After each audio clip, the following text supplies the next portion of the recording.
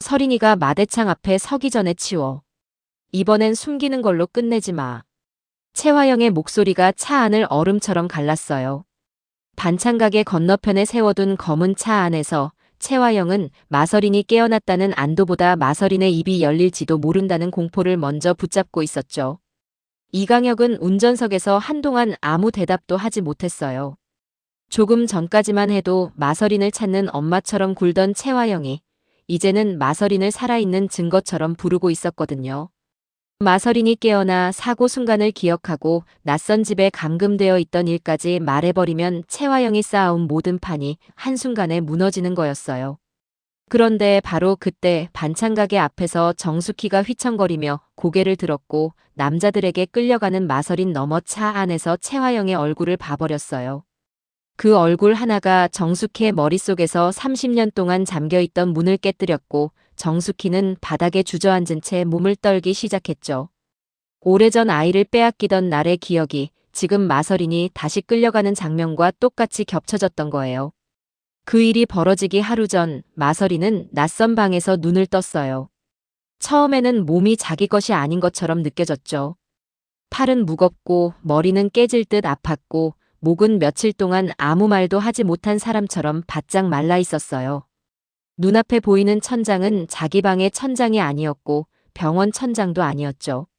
창문에는 두꺼운 커튼이 쳐져 있었고 방 안에는 소독약 냄새와 오래 닫힌 집 특유의 답답한 공기가 섞여 있었어요. 마서리는 손을 움직이려다 팔에 남은 링거 자국을 보고 숨을 삼켰죠. 누가 자신을 여기로 옮겼는지, 얼마나 오래 누워 있었는지, 왜 휴대폰이 없는지 아무것도 알 수 없었거든요. 마서리는 그때 자신이 오장미로 변장하고 있었다는 사실을 떠올렸어요. 깨진 유리 너머로 흔들리던 불빛, 급하게 꺾여 들어오던 차의 방향, 그리고 자신을 향해 달려들던 그 속도까지 하나씩 되살아났죠. 처음엔 자신이 그저 사고에 휘말린 줄만 알았습니다. 그런데 기억을 더듬을수록 이상했어요. 그 차는 길을 잘못 든 게 아니었습니다. 누군가를 피하려다 미끄러진 것도 아니었고요. 처음부터 오장미처럼 보이던 자신을 향해 정확히 꺾여 들어오고 있었던 거예요. 운전자는 자신을 마서린이 아니라 오장미로 본 겁니다. 그 차 나를 오장미로 보고 달려든 거였어. 그 말을 내뱉는 순간 마서린의 등줄기가 서늘해졌습니다. 노린 사람은 자신이 아니라 오장미였고 자신은 그날 오장미의 얼굴을 하고 있었기 때문에 대신 당한 거였어요. 너무 끔찍한 의심이었지만 사고 순간의 기억은 자꾸 한 사람을 향해 몰렸습니다. 채화영이 아무리 욕심이 많고 사람을 제멋대로 움직이는 여자라고 해도 설마 사람 목숨까지 노렸을까 싶었죠. 하지만 사고의 방향은 너무 분명했습니다. 오장미를 치우려 한 사람이 있다면 그 뒤에는 채화영이 있을지도 모른다는 생각이 머릿속을 찔렀어요. 마서리는 바로 일어나려 했지만 몸이 말을 듣지 않았어요. 다리에 힘이 풀려 다시 베개 위로 쓰러졌고 숨은 짧게 끊겼죠. 그때 문이 열렸어요. 간호사처럼 보이는 여자가 들어와 체온을 확인하고 뒤이어 채화영이 방 안으로 들어왔습니다. 채화영은 딸이 깨어난 엄마처럼 눈가를 촉촉하게 만들었지만 마서리는 그 얼굴을 보는 순간 오히려 더 불안해졌어요. 평생 가장 익숙하다고 믿었던 얼굴인데 사고 장면을 떠올린 뒤로는 그 표정 하나하나가 모두 꾸며낸 것처럼 보였거든요. 마서리는 여기가 어디냐고 물었어요. 왜 자신이 여기 혼자 누워 있는지, 휴대폰은 어디 있는지 당장 연락해야 하니 달라고 했죠. 채화영은 침대 옆에 앉아 마서린의 손을 잡았어요. 겉으로는 부드러웠지만 손끝에 힘이 들어가 있었죠. 다정하게 쓰다듬는 손이 아니라 빠져나가지 못하게 누르는 손 같았어요.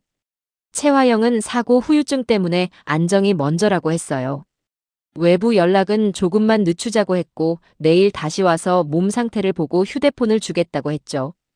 핸드폰 달라니까. 나 지금 할아버지한테 연락해야 돼. 마서린의 목소리가 갈라졌어요. 채화영은 잠깐 눈빛을 굳혔다가 다시 웃었죠. 지금은 아무에게도 연락하지 않는 게 좋다고 엄마가 다 알아서 하고 있다고 했어요. 그 말이 마서린에게는 더 이상하게 들렸습니다. 채화영은 평소 마서린이 원하면 무엇이든 손에 쥐어주던 사람이었거든요. 옷이든 차든 자리든 마음에 드는 사람이든 못 가지게 하는 법이 없었어요. 그런 사람이 휴대폰 하나를 이렇게 끝까지 숨긴다는 건 휴대폰으로 누군가에게 연락하는 순간 들키는 일이 있다는 뜻이었죠. 마서리는 더 묻고 싶었지만 입을 다물었어요. 지금 채화영을 몰아붙이면 안 된다는 걸 본능적으로 느꼈거든요. 이 방이 어디인지, 누가 자신을 감시하는지, 무엇을 숨기고 있는지 먼저 알아야 했어요. 채화영은 내일 다시 오겠다고 말한 뒤 방을 나갔죠. 문이 닫히는 소리가 유난히 차갑게 들렸어요. 마서리는 이불 속에서 손끝을 움켜쥐었습니다. 엄마가 자신을 지키는 게 아니라 자신을 막고 있다는 생각이 머리에서 떠나지 않았어요. 방 안이 다시 조용해졌을 때 마서리는 눈을 감은 척 누워 있었어요. 몸은 지쳐 있었지만 잠들 수 없었죠. 문 밖에서 발소리가 멀어지는가 싶더니 조금 뒤 낮은 통화 소리가 들렸어요. 간호사의 목소리였습니다. 문이 완전히 닫히지 않았는지 아주 작은 말들이 커튼 사이로 스며들 듯 귀에 들어왔죠. 수면제 준비해서 들어가고 있어요. 먹일게요. 외부에 노출되지 않게, 아무데도 나가지 못하게 잘 지키라고요. 그 단어들이 하나씩 이어지는 순간 마서린의 얼굴에서 피가 싹 빠졌어요. 이곳은 회복실이 아니었어요. 채화영이 마서린을 쉬게 하려고 숨긴 곳이 아니라 깨어난 입을 다시 잠재우려고 만든 감금 장소였죠. 조금 뒤 간호사가 약을 들고 들어왔어요. 오래 누워 있어서 어지러울 수 있고 잠을 잘 자야 회복이 빠르다며 물컵을 내밀었죠. 마서린은 아무것도 모르는 척 약을 받아 입에 넣었어요. 물을 삼키는 척 목을 움직였고 간호사가 컵을 받아 나갈 때까지 힘없이 눈을 감았죠. 문이 닫히자마자 마서린은 손바닥 위로 약을 뱉어냈어요. 작은 알약 하나가 손 안에서 굴렀죠. 그게 자신을 다시 재우고 기억을 묻고 채화영에게 필요한 만큼만 살아있게 만들 약이라고 생각하니 온몸에 소름이 돋았어요. 마서리는 그 약을 휴지에 감싸 침대 밑 깊숙한 곳에 숨겼습니다. 그냥 겁이 나서 숨긴 게 아니었어요. 자신을 다시 재우려 한 증거를 언젠가 채화영 목 앞에 들이밀기 위해 남겨둔 거였죠. 여기 감금이었어. 그 한마디를 내뱉은 뒤 마서리는 더 이상 울지도 못했어요. 엄마라고 믿었던 사람이 자신을 지키는 게 아니라 입을 막고 있다는 사실이 사고보다 더 무서웠죠. 차라리 모르는 사람이었다면 미워하기라도 쉬웠을 텐데 그 상대가 채화영이라는 게 더 잔인했어요. 마서리는 밤새 잠든 척했습니다. 간호사가 들어올 때마다 숨을 고르게 만들고 누군가 문 앞을 지나가면 손끝 하나 움직이지 않았죠. 하지만 머릿속은 쉬지 않고 돌아갔어요. 사고의 순간 오장미의 얼굴, 채화영의 눈빛, 그리고 휴대폰을 끝까지 주지 않던 손길이 하나의 선으로 이어졌습니다. 다음 날 낮 간호사가 잠시 자리를 비운 틈에 마서리는 천천히 침대에서 내려왔어요. 오래 누워 있었던 몸이라 발바닥이 바닥에 닿는 순간부터 세상이 흔들렸죠. 벽을 짚고 겨우 창가까지 가서 커튼을 아주 조금 열었어요. 집 밖에는 경호원처럼 보이는 남자가 서 있었고 담장 근처에도 낯선 사람이 있었죠. 검은 차량은 입구 쪽에 세워져 있었고 누가 들어오고 나가는지 확인하는 시선이 계속 움직이고 있었어요. 마서리는 다시 커튼을 놓았습니다. 이제 의심할 것도 없었어요. 나가려고 하면 붙잡힐 거고 소리를 질러도 저 사람들이 먼저 달려올 게 뻔했죠. 그때 침대 옆 작은 테이블 위에 간호사가 체온과 혈압을 적다 두고 간 펜과 기록지가 눈에 들어왔어요. 평소라면 거들떠보지도 않았을 물건인데 그 순간 마서린에게는 유일한 구조 신호처럼 보였죠. 누군가에게 알려야 했습니다. 그런데 아무에게나 알려서는 안 됐어요. 채화영 쪽 사람에게 들키면 그 즉시 다른 곳으로 옮겨질지도 몰랐거든요. 마서린은 다시 창밖을 살폈습니다. 그리고 골목 끝에서 익숙한 얼굴을 봤어요. 강백호였습니다. 처음엔 잘못 본 줄 알았지만 다시 봐도 강백호였죠. 그는 그냥 지나가는 사람처럼 걸었지만 담장과 창문 쪽을 계속 살피고 있었어요. 마서리는 심장이 미친 듯 뛰었습니다. 소리를 낼 수 없었고 창문을 열 수도 없었어요. 그래서 기록지 뒷면을 뒤집어 떨리는 손으로 글씨를 적었습니다. 나 좀 꺼내줘요. 글씨는 엉망이었고 손에 힘이 없어 선이 흔들렸지만 마서리는 그 종이를 커튼 사이에 조심스럽게 붙였죠. 강백호가 골목을 지나가다 멈췄어요. 아주 짧은 순간이었지만 그의 눈이 종이를 읽었습니다. 마서리는 숨도 못 쉬고 창밖을 봤고 강백호는 아무것도 못 본 사람처럼 바로 고개를 돌렸어요. 경호원이 보고 있었기 때문이죠. 하지만 마서리는 알았어요. 강백호가 분명히 봤다는 걸요. 여기서 결론 내리기엔 너무 빠르죠? 이제부터 진짜입니다. 강백호는 그 자리에서 뛰어들지 않았어요. 무작정 문을 두드리면 마서린을 구하기는커녕 더 깊은 곳으로 숨겨질 수 있다는 걸 알고 있었거든요. 그는 골목을 돌아 나가면서도 집 구조를 머릿속에 담았어요. 경호원은 몇 명인지, 차량은 어디에 있는지, 집으로 들어가는 외부인은 누구인지, 어느 시간대에 감시가 느슨해지는지 하나씩 확인했죠. 그러다 의료물품 배송 차량이 들어오는 걸 봤어요. 기사 한 명이 박스를 들고 들어갔다가 잠시 뒤 빈 카트를 끌고 나왔죠. 바로 그 순간 강백호는 방법을 찾았어요. 마서린을 구하려면 가족이나 손님처럼 들어가면 안 됐어요. 채화영 쪽에서 덜 의심하는 외부 업체 사람이어야 했죠. 강백호는 그날 밤 의료물품 배송업체 직원처럼 보이도록 옷을 준비하고 박스 안에는 작업복처럼 보이는 여벌 옷과 모자, 마스크를 넣었어요. 마서린이 그대로 나오면 얼굴 때문에 바로 들킵니다. 그래서 그녀를 배송업체 보조 직원처럼 보이게 해야 했죠. 한번 실패하면 다음 기회는 없을지도 몰랐어요. 채화영이 마서린이 구조 신호를 보냈다는 걸 알아차리는 순간 그 집도 버리고 다른 곳으로 옮길 사람이니까요. 다음 날 오전 강백호는 박스를 들고 그 집 앞에 섰어요. 경호원이 막아서자 그는 일부러 귀찮다는 듯한 얼굴을 했죠. 어제 들어간 의료물품 중 5배송된 게 있어 회수하고 교환해야 한다고 했고 확인을 안 해주면 업체 쪽에서도 책임을 못 진다고 밀어붙였어요. 강백호는 너무 친절하지도 너무 다급하지도 않았습니다. 정말 일 때문에 짜증난 배송 직원처럼 굴었죠. 경호원은 안쪽에 전화를 걸었고 잠시 뒤 들어가도 된다는 허락이 떨어졌습니다.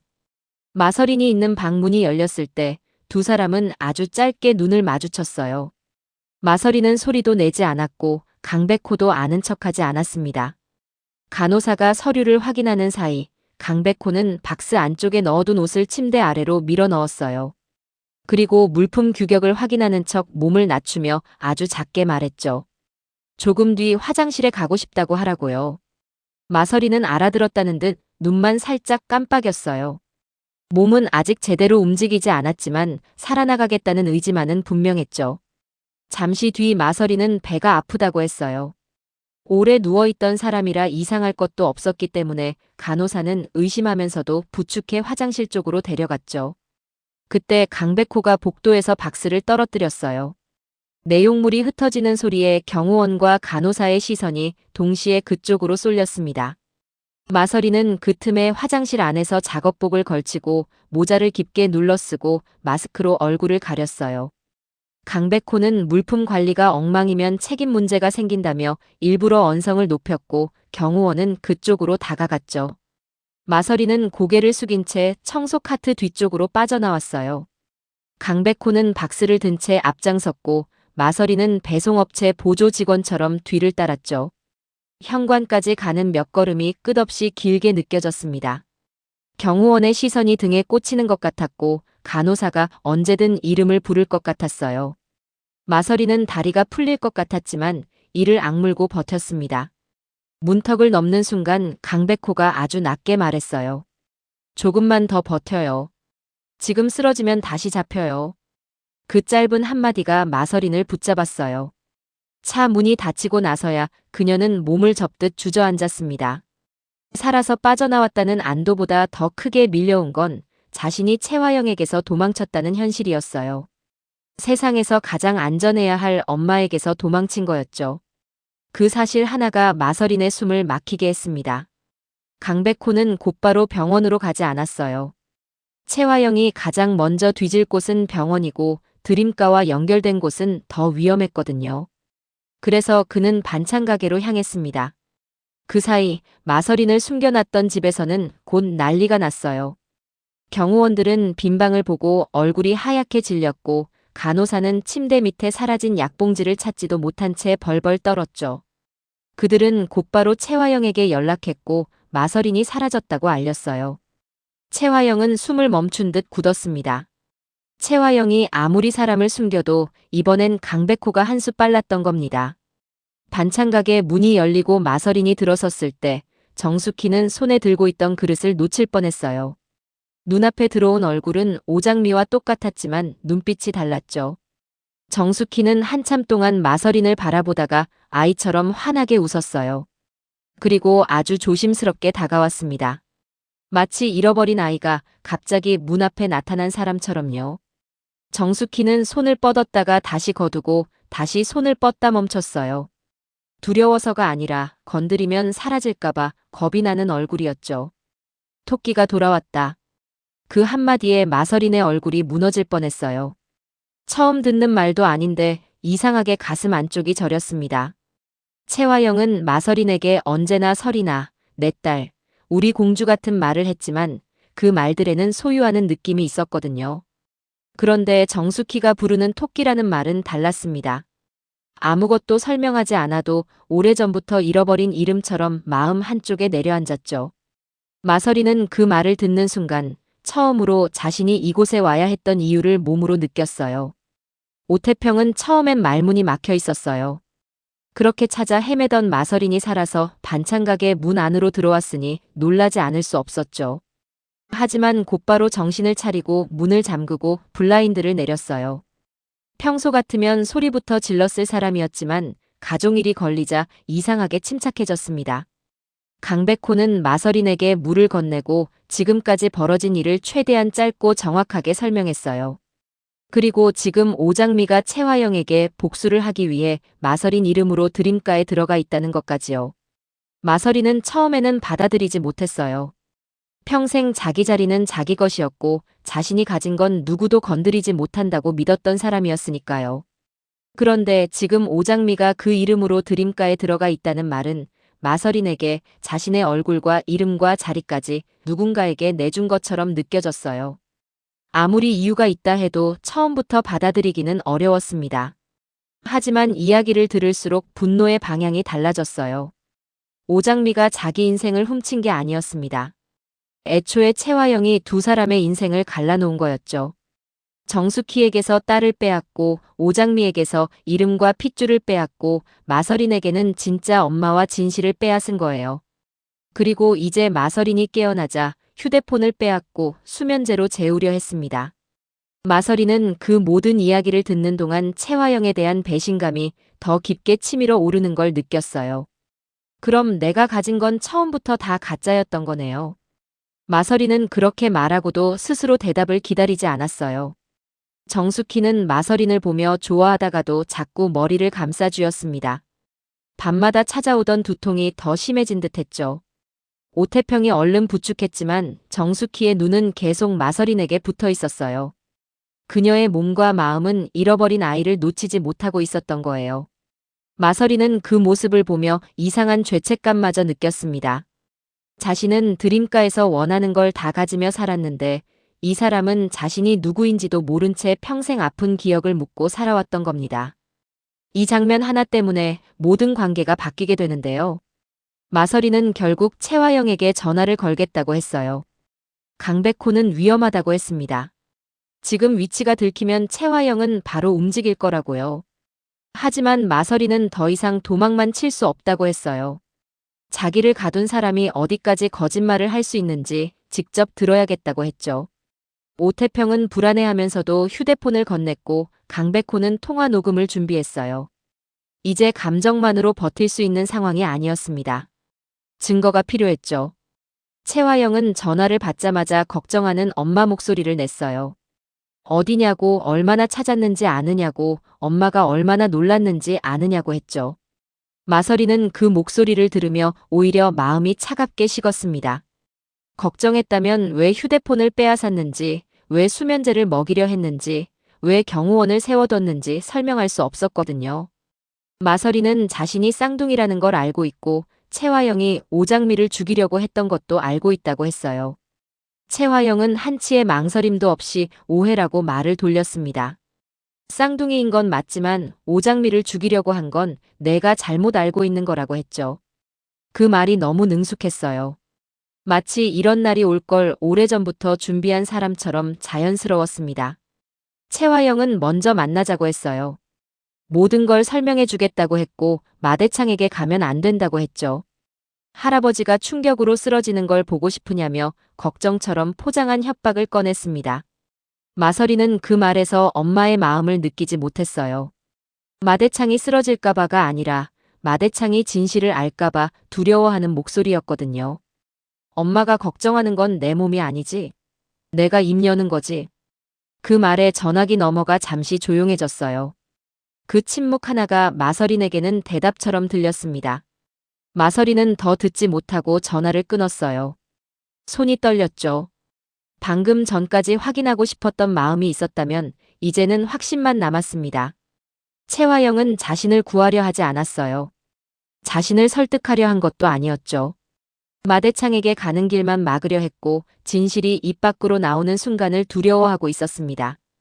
강백호는 녹음이 된 걸 확인했고 오태평은 밖을 살폈어요. 이미 채화영은 움직일 겁니다. 아니나 다를까 채화영은 전화를 끊자마자 이강혁에게 지시했어요. 오태평, 강백호, 오장미 그리고 반찬가게 주변을 모두 살펴보라고요. 마서린이 갈 곳은 거기밖에 없다고 계산한 거죠. 채화영의 머리는 늘 빨랐고 위기일수록 더 잔인하게 돌아갔습니다. 이강혁은 채화영의 지시대로 움직였어요. 반찬가게 주변을 살피고 강백호의 동선을 따라붙고 오태평이 드나드는 골목까지 확인했죠. 결국 마서린이 반찬가게에 있다는 단서가 잡혔습니다. 그 보고를 받은 순간 채화영의 얼굴에서 엄마의 기색은 완전히 사라졌어요.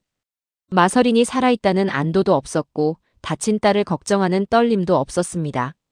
그녀에게 마서린은 이제 딸이 아니라 마대창 앞에서 터질 폭탄이었어요. 깨어난 딸이 살아 돌아온 게 아니라 자신이 묻어둔 죄가 걸어나온 셈이었죠. 채화영은 창밖을 보며 이를 악물었어요. 평생 자신이 쥔 줄이라고 믿었던 마서린이 이제는 자신을 벼랑으로 끌고 갈 줄이 되어버렸습니다. 마서린을 키운 이유는 사랑이 아니었어요. 마대창의 손녀라는 자리, 드림가의 후계 구도, 자신이 드림호텔 대표로 버티는 명분까지 모두 마서린에게 걸려 있었죠. 그런데 그 마서린이 정숙희의 딸이라는 것을 알고 오장미와 쌍둥이라는 것을 알고 사고까지 기억한다면 채화영은 끝입니다. 채화영에게 마서린은 더 이상 지켜야 할 딸이 아니라 터지기 전에 제거해야 할 폭탄이었어요. 준호가 사랑하는 건 오장미야. 그럼 서린이는 끝났어. 내게 필요한 딸은 하나뿐이니까. 그 말에 이강혁의 눈빛이 흔들렸어요. 채화영이 마서린을 포기하고 있다는 걸 느꼈기 때문이죠. 아니, 포기보다 더 무서웠습니다. 필요 없어진 패를 치우겠다는 뜻이었으니까요. 이강혁은 차마 바로 대답하지 못했어요. 마서린은 채화영이 딸이라고 부르던 아이였습니다. 얼마 전까지만 해도 채화영의 생명줄처럼 붙잡고 있던 아이였죠. 그런데 이제 그 아이가 마대창 앞에서 진실을 말할 수 있다는 이유로 제거 대상이 되어버린 거예요. 서린이가 마대창 앞에 서기 전에 없애야겠어. 그 말이 다시 차 안을 눌렀어요. 이강혁은 채화영이 어디까지 가려는지 알아차렸습니다. 그럼에도 거역하지 못했죠. 그는 채화영을 위해서라면 못할 일이 없는 사람이었고 그 사랑 때문에 이미 너무 많은 선을 넘은 사람이었으니까요. 하지만 이번만큼은 마음 한쪽이 이상하게 무너졌습니다. 채화영의 명령은 더 이상 숨기라는 말이 아니었어요. 입을 막으라는 말이었죠. 살아있는 딸을, 자기 손으로 키운 딸을요. 반찬가게 안에서는 마서린의 몸 상태가 점점 나빠지고 있었어요. 오래 누워있던 몸에 갑작스러운 탈출과 긴장이 겹치면서 어지럼이 심해졌고 얼굴에는 식은땀이 맺혔죠. 강백호는 병원에 데려가야 한다고 했지만 어느 병원이 안전한지 확신할 수 없었습니다. 큰 병원은 채화영이 먼저 손을 뻗을 수 있고 드림가와 연결된 병원은 더 위험했거든요. 오태평은 자신이 함께 가겠다고 했어요. 정숙희도 두통이 심하니 같이 진료받는 척하면 덜 의심받을 거라고 했죠. 정숙희는 마서린 곁을 떠나려 하지 않았어요. 마서린이 모자를 눌러쓰고 나갈 준비를 하는 동안에도 손을 꼭 붙잡았습니다. 마서린은 그 손을 내려다보며 말없이 눈을 감았어요. 채화영은 평생 값비싼 것들을 쥐어줬지만 이렇게 떨리는 손으로 자신을 붙잡은 적은 없었습니다. 정숙희는 아무것도 제대로 설명하지 못하고 기억도 완전하지 않았지만 빼앗기지 않으려는 마음만은 누구보다 분명했어요. 강백호는 차를 준비하러 먼저 밖으로 나갔고 오태평은 잠깐 약봉투와 지갑을 챙기러 가게 안쪽으로 들어갔어요. 마서린과 정숙희는 가게 앞에 잠시 서 있었죠. 그 짧은 틈에 건너편 검은 차 문이 열렸습니다. 두 남자가 빠르게 다가왔고 그중 한 명이 마서린의 팔을 낚아챘어요. 마서린은 비명을 지르려 했지만 입이 막혔고 몸이 약해져 제대로 버티지도 못했습니다. 정숙희가 먼저 달려들었어요. 평소라면 겁먹고 뒤로 물러났을 사람이었지만 그 순간만큼은 달랐습니다. 눈앞에서 토끼가 또 끌려가고 있었으니까요. 남자는 정숙희를 거칠게 밀쳤어요. 정숙희는 바닥에 넘어졌고 손바닥이 까졌습니다. 그런데 그녀는 아픔보다 먼저 차 안을 봤어요. 뒷좌석 창문 너머로 채화영의 얼굴이 보였습니다. 아주 짧은 순간이었지만 너무 선명했죠. 그 얼굴을 보는 순간 정숙희의 머릿속에서 오래 잠겨있던 기억이 터져나왔어요. 젊은 채화영, 울고 있던 아기, 닫히던 차문, 뒤쫓아가던 자신의 목소리. 30년 전의 장면과 지금 눈앞의 장면이 겹쳐지면서 정숙희의 온몸이 떨리기 시작했습니다. 그때도 저 여자였어. 오태평이 뛰어나왔을 때 정숙희는 이미 머리를 감싸쥐고 바닥에 주저앉아 있었어요. 한쪽에는 쓰러진 정숙희가 있고 다른 한쪽에는 끌려가는 마서린이 있었습니다. 오태평은 순간 갈라지는 듯한 고통을 느꼈어요. 누구를 먼저 붙잡아야 하는지 판단할 수 없는 찰나였죠. 정숙희는 바닥에 주저앉은 채 계속 머리를 감싸쥐었습니다. 너무 아프다고 머리가 깨질 것 같다고 했어요. 하지만 그 고통 속에서도 그녀의 손가락은 채화영이 탄 차 쪽을 가리키고 있었죠. 오태평은 정숙희를 붙들고 흔들리는 목소리로 물었어요. 뭘 본 거냐고, 누굴 본 거냐고요. 정숙희는 제대로 된 문장을 만들지 못하면서도 한 가지 말만 반복했습니다. 그때도 저 여자였다고요. 내 아기를 데려간 사람이 저 여자였다고요. 그 말에 오태평의 얼굴에서 피가 빠졌습니다. 그동안 밤마다 두통을 호소하던 게 단순한 증상이 아니었어요. 묻힌 기억이 올라오려 할 때마다 몸이 먼저 비명을 지르고 있었던 거죠. 정숙희는 잊은 게 아니라 너무 끔찍해서 닫아둔 기억 속에 갇혀 있었던 거예요. 바로 그때 강백호가 차에서 내리다 그 장면을 봤어요. 그는 손에 들고 있던 차 키를 던지듯 놓고 그대로 달려들었습니다. 마서린의 팔을 붙잡은 남자를 밀쳐냈고 다른 남자가 달려들자 몸으로 막아섰죠. 강백호는 변호사였지만 이런 순간에는 계산보다 몸이 먼저 움직이는 사람이었어요. 오장미를 지키면서 오태평을 챙기면서 수많은 엉킨 일들을 겪으면서 그는 어느새 가만히 서서 말만 하는 사람이 아니게 됐습니다. 마서린은 겨우 바닥에 주저앉았고 강백호는 그녀 앞을 막아섰어요. 몸이 아직 회복되지 않은 마서린은 숨을 제대로 쉬지 못하고 있었고 손끝은 떨렸죠. 차 안에 있던 채화영과 강백호의 시선이 잠깐 마주쳤습니다. 채화영은 바로 창문을 올렸고 차는 빠르게 골목을 빠져나갔어요. 번호판 일부는 가려져 있었지만 이제 중요한 건 그것만이 아니었습니다. 마서린이 봤고 정숙희가 봤고 강백호가 봤어요. 채화영이 다시 마서린을 데려가려 했다는 사실을 이제 한 사람이 아니라 여러 사람이 목격한 겁니다. 강백호는 마서린을 부축하며 낮게 말했어요. 이번엔 못 덮어요. 내가 봤고 우리가 다 봤어요. 그 말에 마서린은 겨우 고개를 들었어요. 방금 전까지 끌려가던 공포가 아직 몸에 남아 있었지만 이제는 조금 달랐습니다. 감금된 방에서 혼자 들었던 수면제 통화와 달리 이번에는 강백호도 봤고 정숙희도 봤어요. 자신이 미친 것도 아니고 사고 후유증으로 헛것을 본 것도 아니었죠. 채화영은 정말 자신을 다시 데려가려 했고 정숙희는 그 얼굴을 보고 30년 전 기억까지 떠올렸습니다. 채화영은 마서린을 다시 데려가려 했지만 그 짓이 오히려 정숙희의 기억을 깨워버렸어요. 숨기려고 움직인 손이 30년 묻어둔 증인을 깨운 셈이었죠. 오태평은 정숙희를 부축해 다시 반찬가게 안으로 데리고 들어갔어요. 정숙희는 계속 몸을 떨며 머리를 감싸 쥐고 있었고 오태평은 그런 정숙희를 붙잡은 채 눈시울이 붉어졌습니다. 평소라면 큰 소리부터 냈을 사람이지만 그 순간에는 아무 말도 쉽게 나오지 않았죠. 정숙희가 평생 잃어버린 기억이 이런 식으로 돌아온다는 게 너무 아팠어요. 그리고 그 기억 속에 채화영이 있다는 사실이 너무 끔찍했습니다. 강백호는 곧바로 오장미에게 연락했어요. 드림가 안에 있던 오장미는 전화를 받자마자 강백호의 목소리가 심상치 않다는 걸 알아챘습니다. 강백호가 드디어 마서린을 찾았다는 말만으로도 오장미는 숨이 멎는 것 같았어요. 그런데 마서린이 낯선 집에서 깨어났고 누군가 수면제까지 먹이려 했으며 채화영이 다시 데려가려 했다는 말까지 이어지자 한동안 아무 말도 하지 못했죠. 거기다 정숙희가 그 상황을 보고 30년 전 기억까지 떠올렸다는 말은 오장미에게 거의 칼처럼 박혔습니다. 오장미가 가장 먼저 물은 건 정숙희의 상태였어요. 복수도 증거도 마대창도 그 다음이었죠. 오장미에게 가족은 언제나 그런 존재였습니다. 강백호는 정숙희가 많이 놀랐지만 오태평이 곁에 있고 마서린도 무사하다고 했어요. 하지만 마서린 위치가 들킨 이상 오래 있을 수 없다고 했죠. 채화영은 실패하면 더 조용하고 더 지독하게 움직이는 사람입니다. 이제는 누구도 방심할 수 없었어요. 오장미는 전화를 끊은 뒤 한동안 움직이지 못했어요. 드림가 안에서 마서린 이름으로 버티고 있는 자신, 반찬 가게에 숨어있는 진짜 마서린, 기억을 되찾기 시작한 정숙희, 그리고 이 모든 사람을 지우려는 채화영. 판이 더 이상 미룰 수 없는 지점까지 왔습니다.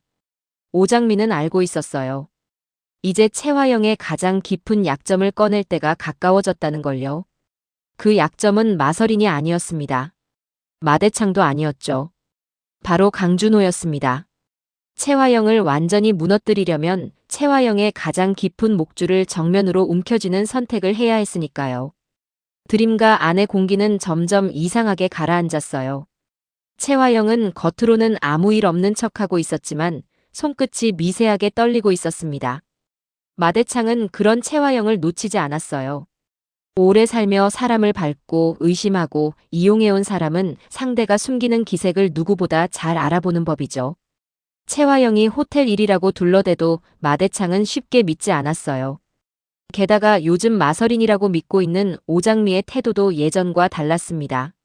마서린답지 않게 말을 아끼면서도 날카로운 질문을 던졌고 채화영이 유독 그 질문을 두려워했죠.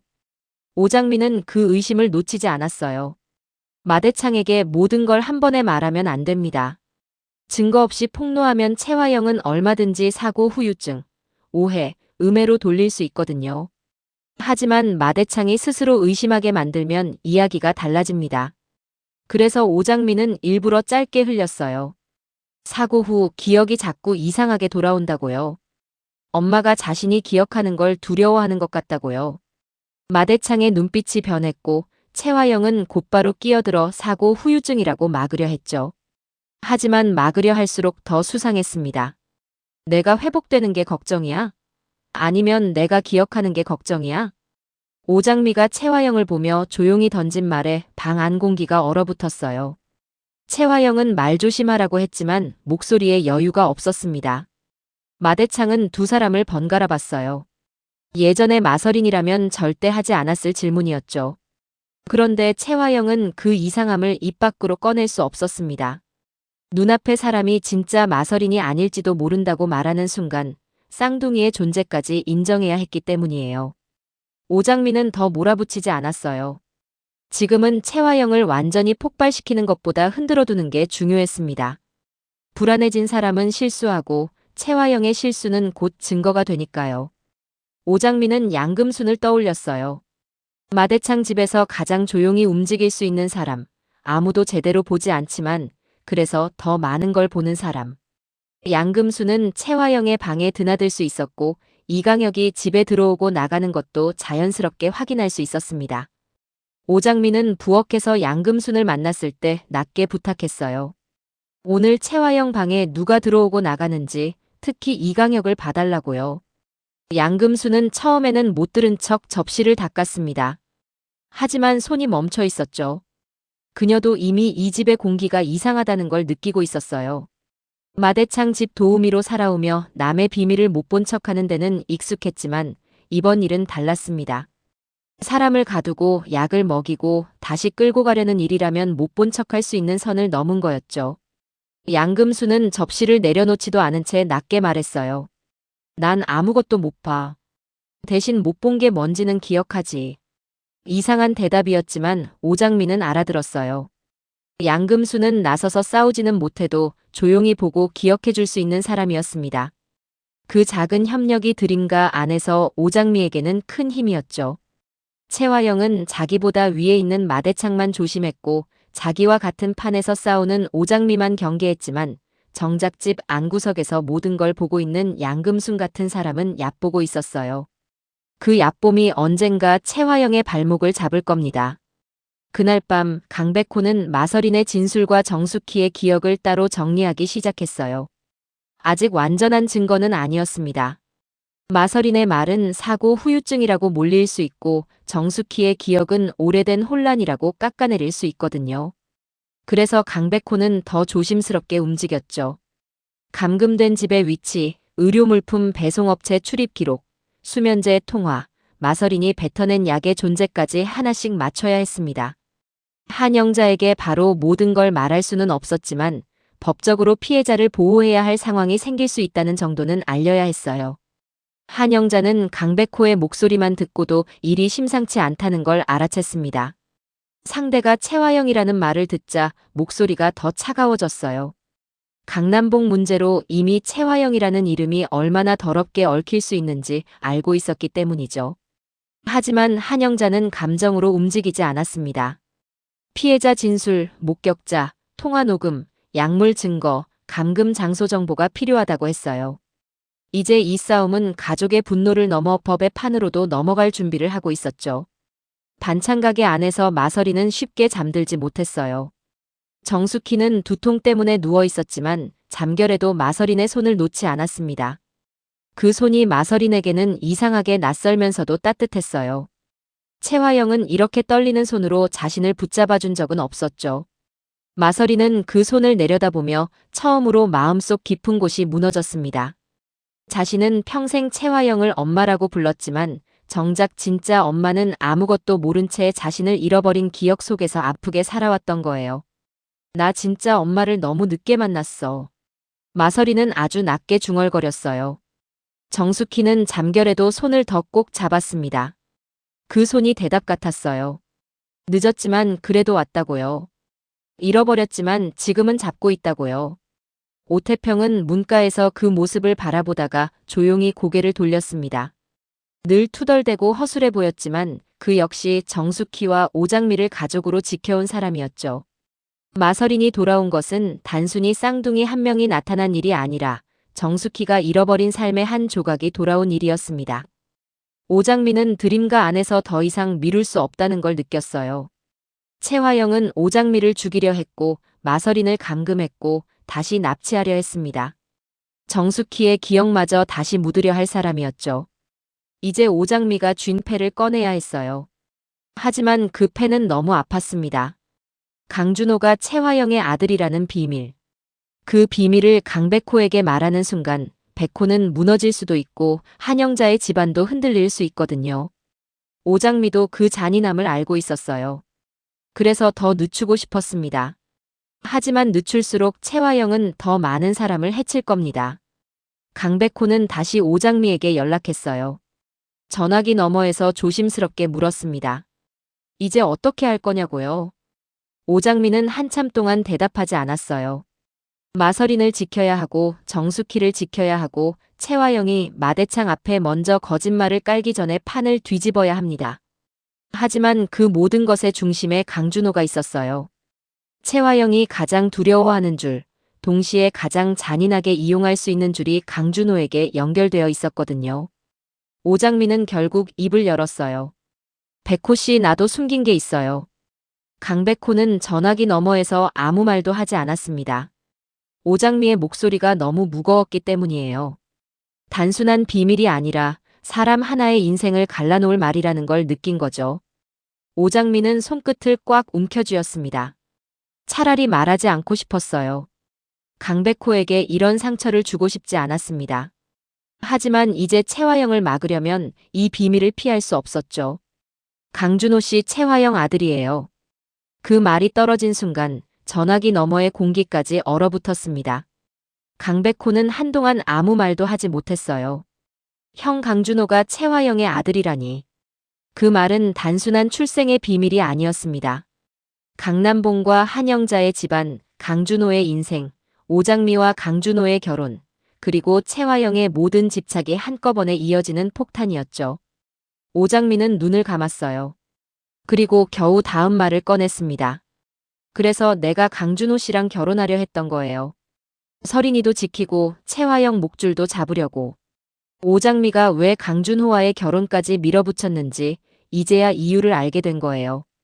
그 이유가 자신을 버리기 위해서가 아니라 채화영의 가장 깊은 죄를 잡기 위해서였다는 걸 알았지만 그렇다고 마음이 덜 아픈 건 아니었습니다. 강준호가 채화영의 아들이라는 말은 강백호에게도 너무 잔인했죠. 하지만 이제 돌이킬 수 없었어요. 채화영이 마서린을 숨긴 이유, 오장미를 없애려 한 이유, 정숙희의 기억을 묻으려 한 이유, 그리고 강준호에게 유독 집착한 이유가 하나의 선으로 이어지고 있었어요. 마서린은 살아났고 정숙희는 기억하기 시작했고 강백호는 모든 걸 들었습니다. 오늘 이야기는 마서린의 탈출로 끝나는 게 아닙니다. 채화영이 딸을 숨긴 이유, 오장미가 강준호와 결혼까지 이용하려 한 이유, 정숙희가 잃어버린 30년의 기억 그리고 강준호의 출생 비밀까지 한꺼번에 터지는 순간이 곧 오게 됩니다. 다음 이야기에서는 강백호가 이 말을 듣고 어떤 선택을 할지, 오장미와 함께 채화영의 목줄을 잡게 될지 지켜봐야겠습니다.